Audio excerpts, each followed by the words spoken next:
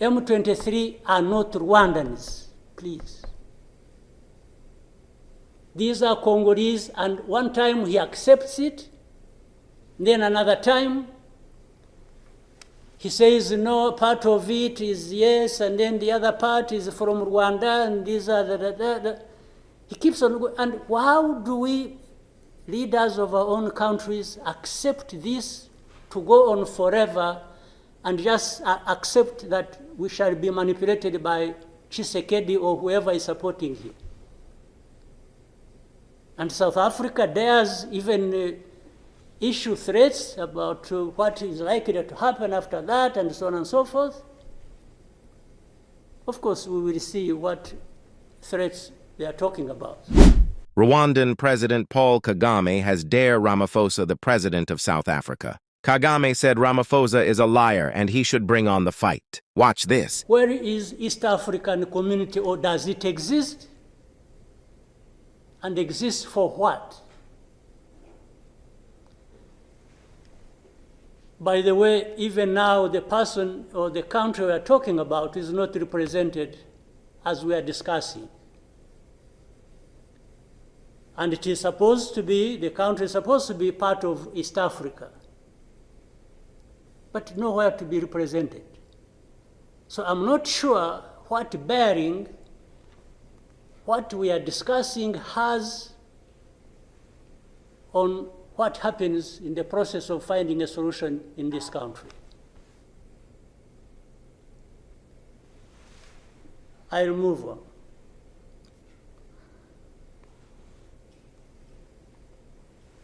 The conflict that was created from the time we had the East African community get involved in trying to help in Congo, and later on when the East African force was trying its best and we are seeing progress,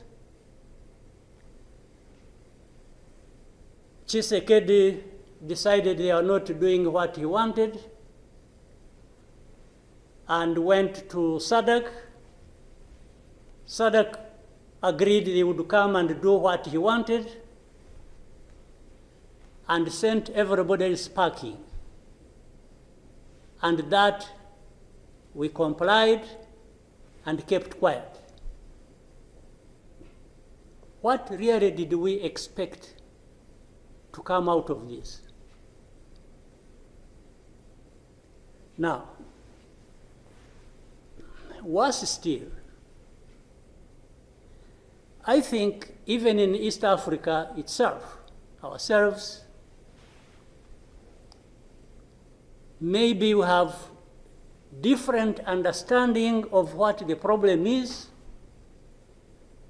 and we have never come together to agree or even disagree and find a way to come together finally to do what we ought to do to deal with this problem. Or we simply decided, each country, to move on its own with a different agenda arising out of involvement or whatever in Congo, and that was enough. If your interests were catered for by Tshisekedi, that was fine, even if the others' interests or concerns were not taken care of. You can imagine, therefore, what chaos comes out of that kind of situation. We are, on one hand, assuming or pretending we are coming together over an issue and trying to find a solution, while at the same time, each country is pulling in its own direction, different from the others. This is the fact of the matter. Now, But even if we were doing everything right, all of us, nothing is going to come out of it until those mainly concerned are also part of it and participating and contributing to the success of the process through which they are getting the support. But if the parties decide or accept to be manipulated, because, and by the way, that's exactly what happened. And I think in Congo, there are experts for doing that. They would go to one party and promise them something, and then they would decide to keep quiet about what is obviously going to result into problems like we are seeing now. Or, like he did, he didn't want East African community because they were not doing things the way he wanted, even if it was not right.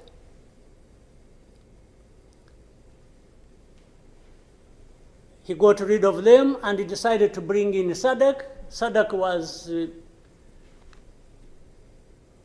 without any question, coming to assist Tshisekedi to fight alongside FDLR, these murderers of our people here in this country, to fight against mercenaries, and to have Burundi on ethnic political basis decide to support Tshisekedi in whatever endeavor, including exactly doing what those murderers did to our people and what they are doing in Eastern Congo. They have displaced people, they have killed people, they have persecuted them on a daily basis for who they are. We have refugees here who have been here for the last 20 plus years, just dislocated from Congo and sent to Rwanda because they say these are ethnic Tutsis and therefore they belong to Rwanda, they don't belong there. And everybody is around. I don't know how many entities we have in Congo, honestly.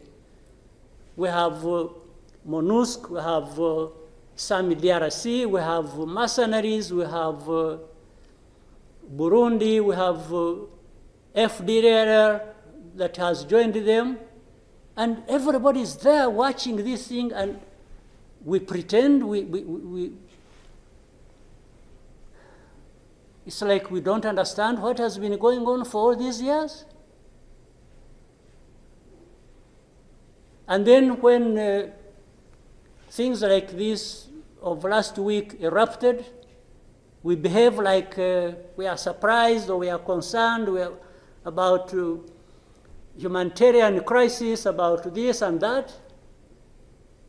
Isn't persecuting and killing people and displacing them part of that humanitarian concern? So as East Africans, we sit here and then do what about it? For the last 2 days, on Monday and today this morning, I spoke with the president of South Africa, who sought me out to speak with me on this matter because of their involvement in Eastern Congo. And he's also there pretending to be playing a peacemaker role. And he has a force that has been fighting alongside FDLR and has been fighting the M23 on the instructions of Tshisekedi, because these are people who are not supposed to be in Congo, that these are from Rwanda, or the M23 are not Rwandans, please. These are Congolese, and one time he accepts it, then another time he says, no, part of it is yes, and then the other part is from Rwanda, and these are he keeps on going. And how do we, leaders of our own countries, accept this to go on forever and just accept that we shall be manipulated by Tshisekedi or whoever is supporting him? And South Africa dares even issue threats about what is likely to happen after that, and so on and so forth. Of course, we will see what threats they are talking about. Maybe they should have done that exactly for which they have been issuing threats. They should have done it to clean up the mess in Eastern Congo, or to fight back those who have been trying to clean up the mess. So then you have the whole international community just confused.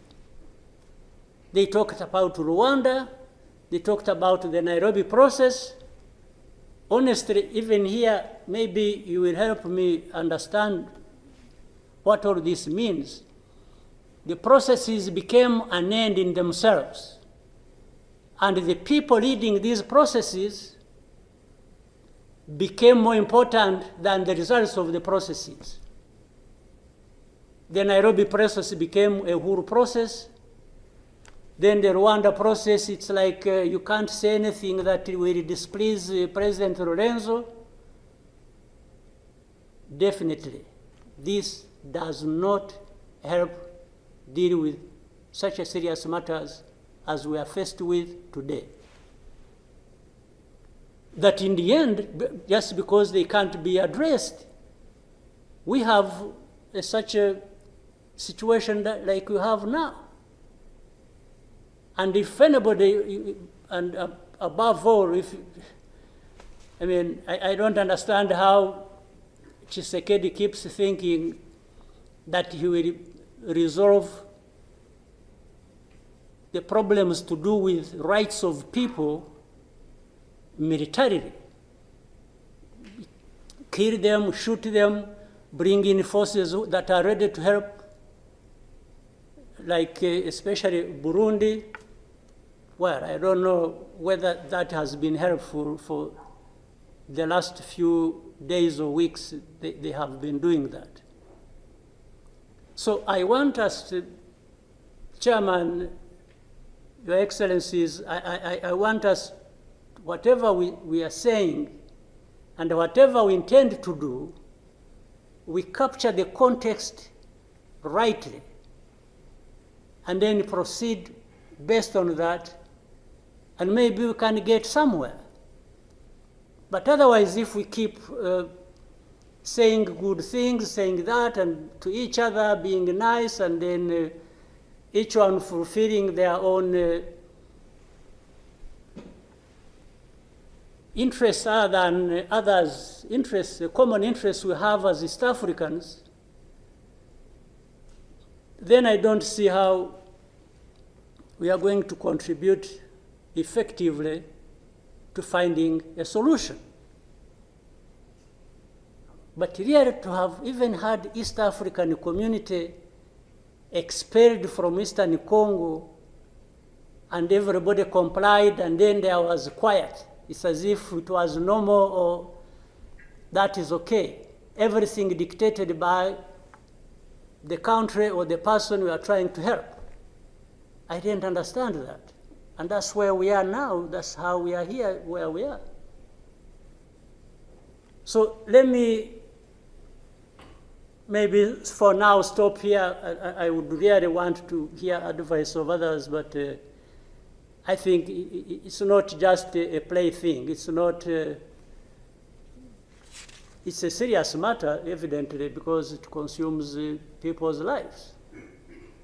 And the other day, 2-3 days ago, we lost people. There was a lot of shelling from Eastern Congo, from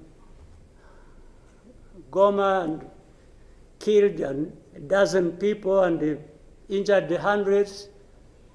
We will definitely take care of that. There's no question about it. Thank you, Mr. Chairman.